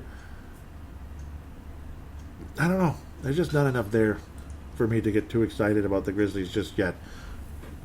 Even though they always kick our butts, and they sure as heck did. New Orleans Pelicans, let's move a little bit quicker here so we can get to fan interaction and wrap things up eventually. Steven Adams, the former OKC Thunder. Brandon Ingram, former Los Angeles Laker. Eric Bledsoe, solid player again who can't stay healthy. Lonzo Ball, that's Vince Germano's favorite player, and last but not least, Zion Williamson, but led by Stan Van Gundy. I don't know. I think the upper management for this team is not good, and that's the problem. It's going to hurt them. It's too bad because they got a franchise type of guy in Zion Williamson. Again, I don't see him as this Shaq or this, franchise-changing guy necessarily, even though he kind of is, but he kind of isn't. We'll see. I love him as a player, but yeah, he's franchise-changing. I just don't think he's like league-changing like Shaq was, that type of thing. He's going to have a great career. Obviously, his rookie number is spectacular when he was able to get started and get rolling, but I don't know. I don't know how spectacular of a career he's going to have necessarily. I don't know how healthy he's going to stay. And Chuck got hurt a lot too, didn't he? Charles Barkley. So that's the thing. Spurs, well, it's kind of like remnants of a lost relic, that kind of thing. That's kind of what the Spurs are. Other than LaMarcus Aldridge, you got Rudy Gay still alive. What the heck? Jacob Poeltl, DeMar DeRozan's still very good. Derek White's got his moments here and there, but nothing really to brag about. There's no way they're a playoff team. The Spurs, there's just no way. Sacramento Kings, obviously I like certain players on the roster. I really like De'Aaron Fox. I love Raquan Holmes. Harrison Barnes, God, what the hell. Remember, he was supposed to be a valuable player for the Warriors. Buddy Hield can shoot from the outside. Obviously, Halliburton's got serious potential. Frank Kaminsky, what the heck? Yeah, Frank Kaminsky from Wisconsin. That's really funny. Glenn Robinson the third. That's funny also. I don't know. I don't know, man. Yeah, Bjelica's still there. Nemanja Bjelica. He had his huge moments against us, believe it or not, and played well for us as well. It's kind of a fun team, but they're not going to make any postseason. Halliburton obviously has got serious potential long term, but that's also a sign they might be scared about De'Aaron Fox. But maybe they're looking to have one of them as their shooting guard in the future. They also have Buddy Hield still. I'm surprised he's still there, honestly. Fun team to watch, but I don't think they're going to win a whole lot of games. Definitely a fun team to watch. I like their logo and everything. Pretty cool. I like it way better than the one they had years ago in the Chris Webber era. That's just my opinion. Talked about all of those guys. Talked about all of them. OKC is the last one, pretty much, obviously, other than Minnesota, which I talked about in the first segment. Oh, they got Al Horford. God, I feel bad for that guy. And SGA, Shea Gilgeous-Alexander, who had his moments. George Hill. Hamidou Diallo at shooting guard. Okay. Yeah, that's just all I got to say about that. It's, oh boy, it's starting over. They're starting over in OKC, but they got a bajillion draft picks coming from the Clippers and other teams. So we'll see. The Thunder might have something going in the next couple of years because of the draft picks. It's there is a chance for something good to happen, and that Shea guy is actually pretty good. The guard, the G basically, Shea, SGA basically is what you could call him. He's got potential, and Horford is just this veteran guy who will be a captain, I guess, along with Trevor Ariza and George Hill. But other than that, it's just not a whole lot to say. I kind of agree. I think they'll have the worst record in the Western Conference. I think the Wolves will be somewhere around 10 and 11 most of the year. I think we'll be knocking on the door, but I don't necessarily see us getting past Golden State or Phoenix or somebody like that. I just don't necessarily see that happening. That's just kind of a vibe I have at the moment. So, you got number one with the Lakers, number 2 with the Clippers, number 3 with the Denver Nuggets, number 4 Utah, number 5 Dallas, number 6 Portland, number 7 Phoenix, number 8 Golden State. And after that, it's like Houston and all them. They're not going to make it. Minnesota, unfortunately. New Orleans, Memphis. Yeah, that's just how I see it. So, with that, in the postseason, in the Eastern Conference, the conference final, it's got to be Milwaukee and Philadelphia. It's got to be. It's got to be. I know that might sound kind of lame, like having the top 2 seeds, but I might end up going that in both ways here. But Milwaukee and Philadelphia, it's got to be those two, and I'm hoping for that. I think we're dying for that. That's a good matchup. It's a lot of fun to watch, and it's going to be entertaining to say the least. In that case, I think, boy, it kind of depends on a lot of things. Obviously, who's going to get traded, who's going to stay healthy.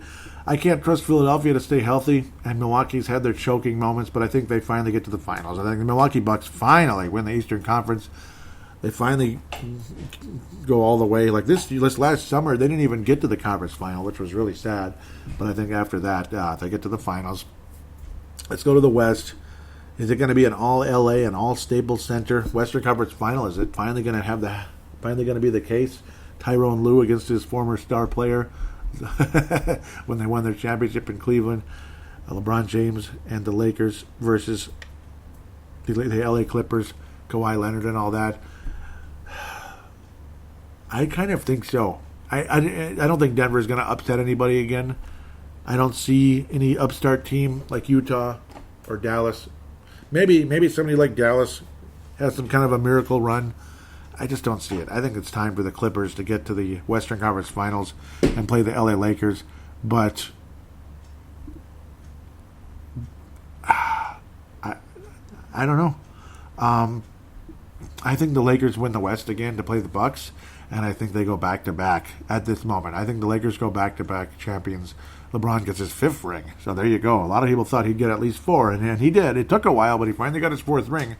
I think he gets his 5th ring at the end of the day. That's just where I'm standing with the LA Lakers going back-to-back, beating the Bucks in 6. I think the Bucks beat the 76ers in... It's going to be like either 5 or 7. I don't think it's going to be 6. It's going to be an odd number, one of those two, depending on who's healthy and who isn't. You know how I keep going with that? Because the NBA, it's a big thing. And I'm not trying to insult anybody and make a mockery and talk bad about this or that. That's just how it is. And it's like that with every sport, but the NBA seems bigger. Bucks win in 5. I think they'll get past Philadelphia convincingly. And I do believe that the LA Lakers go to 7 games versus the Clippers. It's going to be the best series. It's going to be the winner of this series wins the championship. That type of thing. It's going to be like that. That's going to be the quote-unquote NBA Finals. And the Lakers beat the Bucks in 6 to win the NBA championship back-to-back. So they get another back-to-back and maybe the final one of LeBron's career. We'll see. We'll see. But another back-to-back for the Lakers, just like 2009, 2010. I think you got a back-to-back for the Los Angeles Lakers, even though they lost some very valuable bench pieces, which maybe that'll be the end doing at the Lakers. And the Clippers end up not only getting to the finals finally, not just the West, but the NBA Finals and winning it. And finally getting something in the Clipperland versus Lakerland in LA, the so-called City of Angels, as they say, though some people might think it's the opposite, City of something else. With that said, we'll take a quick break and look at fan interaction right after this.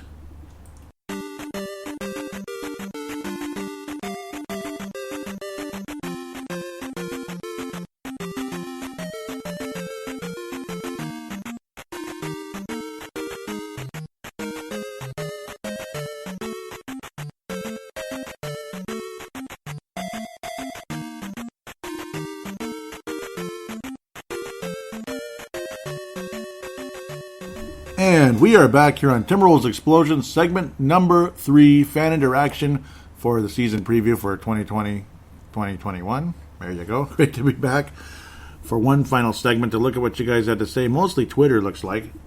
So that we have a new Twitter account. I need to get this out there, and it will be in the show description. TWolvesX, TWolvesEX, at TWolvesEX is the new Twitter account. It's kind of lonely and stupid still in the very early stages, but a lot of you super duper important people have been on board already, so thank you guys so very much. Vinrock, Vince Germano, and Tanae Brown, to name 2 of the top of all, retweeting the most recent episode 285, Draft and Free Agency 2020. I don't think I've ever seen it happen before where it went from draft and free agency right to season opener, boom boom, like that, but it did this year because that's just how that goes. Also was retweeted by Levi Brown. Thank you very much, out of New Zealand. Thank you guys so much for doing that. Tanae Brown says, I don't mind it, especially with team option. This was just a week or so ago. What was I saying? Yep, it was when the Wolves signed Mr. Juancho Herman Gomez. 3 years, $21 million team option for the 3rd year, and includes $387,500, according to John Krasinski. Thank you very much. Tanae Brown says, I don't mind it, especially with the team option. I was saying, yeah, very team-friendly deal. No question about that. Always appreciate the interaction. Tanae, I know there's more to come. Tanae says, it's a pretty good signing, one I didn't see coming, and I do believe this has got to be, yep, according to Chris Hayes. Yep, so actually Tanae was tweeting me from that. Chris Haynes, was saying free agent swingman Rondé Hollis Jefferson has reached an agreement with the Minnesota Timberwolves. League sources tell Yahoo Sports, and that was really cool. It's a good signing, and I didn't see it coming either. I remember hearing rumors about it around the last second. I'm thinking, that's interesting, and then bam, there he is. It was like there were rumors floating around for just like a day or two right before, and then there it is. Tanae Brown, New Zealand, says, I hate being the one to say it. I was always a massive Rubio fan, but the fan base is acting like we got an elite player. We got a solid playmaker and an above-average defender. If you take the name away, I don't think anyone would be this excited about the trade. I agree 1,000% with that, actually. I thought I said something. I did, right? Yeah, I responded. I was saying I'm with him 1,000%. Yep, and I guess I said it then, too. People are greatly overreacting. It's always been that way in this town. Yeah, whenever anybody that's like a fan favorite in this town, they always go way overboard, like we just got the greatest player ever. Rubio's valuable. He's a piece, and it's just kind of cool to have him back. And remember how good he was with Utah and Phoenix. He was particularly solid last year with the Phoenix Suns. But, yeah, he's no star. He's no star. He's a valuable piece. And he's definitely insurance. So you could have like a second starting point guard, basically. You could literally say he's like a second starting point guard on the roster if and when D'Angelo Russell, wants to do his load management thing or has some kind of injury of some kind. So, and it's nice to have insurance one way or another. If Rubio's out, you still have D'Angelo Russell, blah, blah, blah. So we're in definitely good standing there. Let's keep going up. Lots of this and that. People kind of following. Yeah, it's still very lonely and stupid, though, even though there's some followers. Of course, these are mostly notifications of people I'm following, which is nice and everything, I guess. Random Hoops followed me, and I believe, yep, that's also Pumpa. Thank you very much. Yep, Pumpa. Reese Pedretti back on board again. Great to hear from Reese Pedretti, and again, hope he's having a good Christmas as well. Hope all of you are out there. This will probably be the last show before Christmas. Again, weird, a season preview around Christmas time. Twitter is now complete. At TWolvesX. Again, you will see it in the show description as we move forward. Facebook page remains the same. Of course, Wolves Explosion was suspended indefinitely. I still don't know what I said that would earn that type of reaction. I don't know. Other than maybe I told the NBA to stick to politics, or stick to sports, not politics, or something like that. I don't think I said anything worse than that, though. I still don't know. But social media has become a first-class dictatorship the last 5 years or so. It's getting ridiculous. So again, Facebook.com/Timberwolves Explosion. Facebook.com/Timberwolves Explosion. Still the same. Mostly just likes, though, on the posts. Like the recent one, the draft and free agency. That was at the end of November. Not that long ago. Really not that long ago. And again, there's the new Timberwolves Explosion. Mostly just likes. No commentary, unfortunately. And there it is, the Rondé Hollis Jefferson also here. I thought there was a comment. Yeah, it's kind of quiet. It's been quiet. People are probably just mostly waiting for the season to start, or they hate my guts as well. Jared Culver adds pounds, but can he add percentage points? He's looked pretty good in the preseason thus far. He's definitely coming out aggressive, and he's had some nice moments. He had 18 points last night against the Dallas Mavericks. So here you go. And then Anthony Edwards had a LeBron James type of play where he came out of nowhere to block the shot from behind. That was a great play. Really liked that one. I put that out there as a highlight. December the 14th, just a few days ago. There is a comment. I'd like to see it if it would let me. It's not relevant enough for you, Facebook. Where is it? Oh my goodness. Just let me see the comment. Oh, I was just saying it reminded me of LeBron James. I think there was a comment and it went away or something. I don't know. Maybe, I have no idea. But Facebook, very quiet for some reason. I don't know.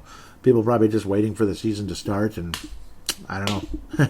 And the locals don't like me very much. Something like that. I'm just kidding. I do think this show is more popular in Australia than it is in the United States. That's just my belief. Maybe I'm wrong. Maybe it's both. Maybe it's equal. Maybe Canada loves this show. It used to when Andrew Wiggins was here. I don't know if they still do anymore.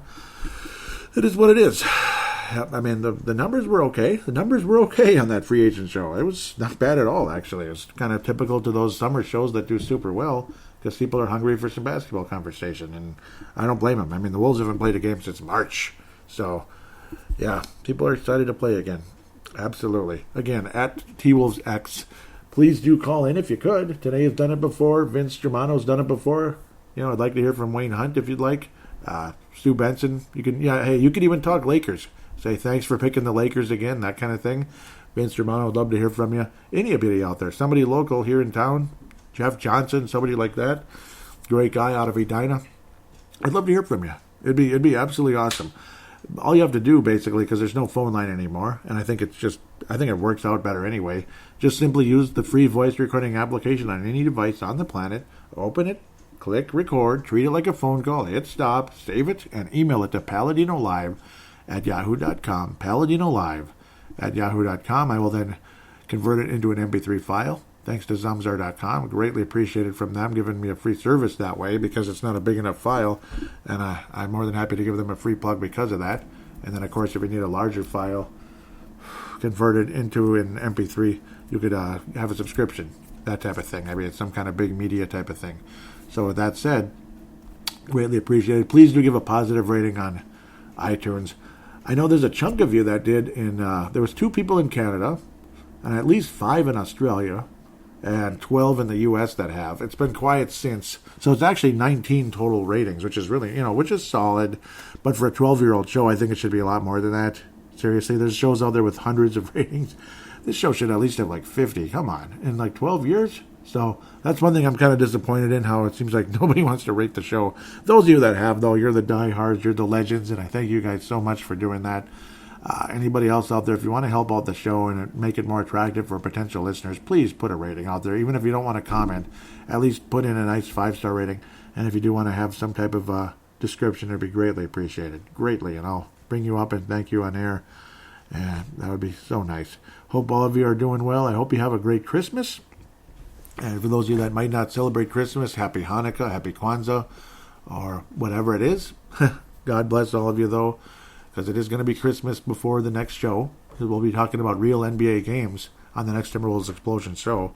It's going to be pretty crazy to imagine that's happening. It's happening very soon. Very, very, very, very soon. Basically, a week from today is Christmas Day. I don't think I'll be recording Timberwolves Explosion on that day.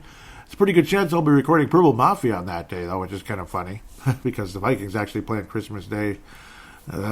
Against the Saints, though. That's the thing. It's not going to necessarily be a fun game, so we'll see. But maybe it will. Maybe it'll be the game that puts the Vikings in the playoffs. Oh, yeah. We'll go from 6-6 to 8-6. Maybe we beat the Bears and the Saints back-to-back, and then we're pretty much in the playoff picture again. With that said, hope all of you have, again, a great Christmas. Hope Vince Romano is enjoying the championship banner.